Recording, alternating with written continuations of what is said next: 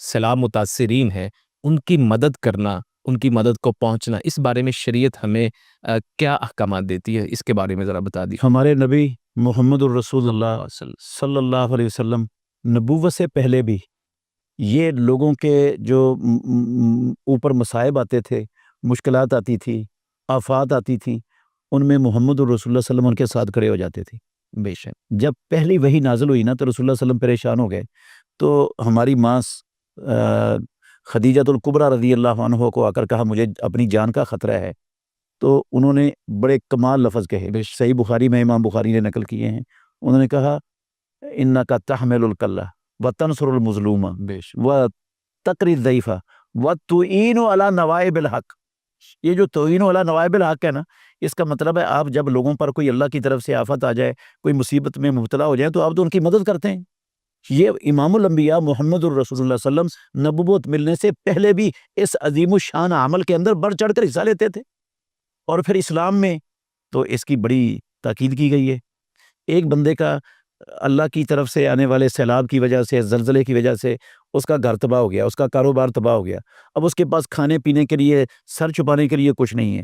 تو جتنے خوشحال لوگ ہیں نا، جن کو اللہ رب العالمین نے اس آفت سے بچایا ہوا ہے اور ان پر اپنے خیر اور فضل کے دروازے بھی کھولے ہوئے ہیں پروردگار نے، انہیں بالکل کسی قسم کا بخل اور کنجوسی نہیں کرنی چاہیے۔ ان لوگوں کو جو ہے نا وہ اس مصیبت میں ان کو جو جس چیز کی ضرورت ہے نا، وہ ساری ضروریات ان کو پوری کرنی چاہیے، کہ اللہ کہیں گے وہ فلاں بندہ میرا پیاسا نہیں تھا، اس کا تو سیلاب کا پانی تو پینے والا نہیں تھا، اس کے پاس صاف پانی نہیں تھا، تم نے پانی کیوں نہیں پلایا اسے؟ اگر اس کو پانی پلاتے تو یہ جو ہے نا وہ مرسی حضر ملنا تھا، میرا حکم تھا، وہ لوگ بھوکے تھے، ان کا سارا کچھ بہ گیا تھا، ان کو کھانا کیوں نہیں کھلایا؟ وہ لوگ ان کے بستر برباد ہو گئے، ان کا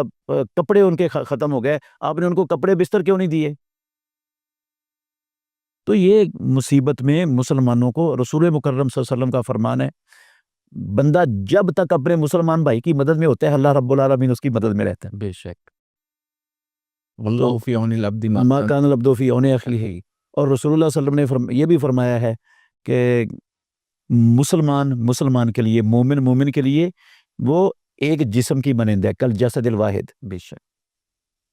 اذا اشتکا منہ عضو تداعی لہ سائر الجسد بالسہر والحمى، ایک عضو بیمار ہو جائے سارا جسم بے چین ہو جاتا ہے۔ بے شک تو اب یہ جو سیلاب میں لوگ جن کا نقصان ہو گیا ہے، وہ ہمارے جسم کا حصہ ہے، ہمارے وجود کا ٹکڑا ہے، وہ مصیبت میں ہیں، تکلیف میں ہیں، دکھ میں ہیں، اگر ان کا دکھ مجھے محسوس نہیں نہ ہو رہا، مجھے ان کی تکلیف کا احساس نہیں ہے، تو میں سمجھ لوں میں امت مسلمہ کا ایک فالج زدہ حصہ ہوں، اللہ شل شدہ حصہ ہوں، میرا جسم شل ہو گیا ہے امت مسلمہ سے۔ تو ہر شخص کو، ہر مومن کو، ہر مسلمان کو، ہر بڑے کو، چھوٹے کو، مرد کو، عورت کو، جن کو اللہ نے فضل سے نوازا ہوا ہے، انہیں بڑھ چڑھ کر ان لوگوں کو دوبارہ اپنے گھروں میں آباد کرنے کے لیے، ان کی ساری ضروریات کو پورا کرنے کے لیے بہت بڑھ کر سب کو کردار ادا کرنا چاہیے۔ یہ اللہ اور اللہ کے رسول کا ہم سے تقاضا ہے، اور یہ اخوت اسلامی کا بھی ہم سے تقاضا ہے۔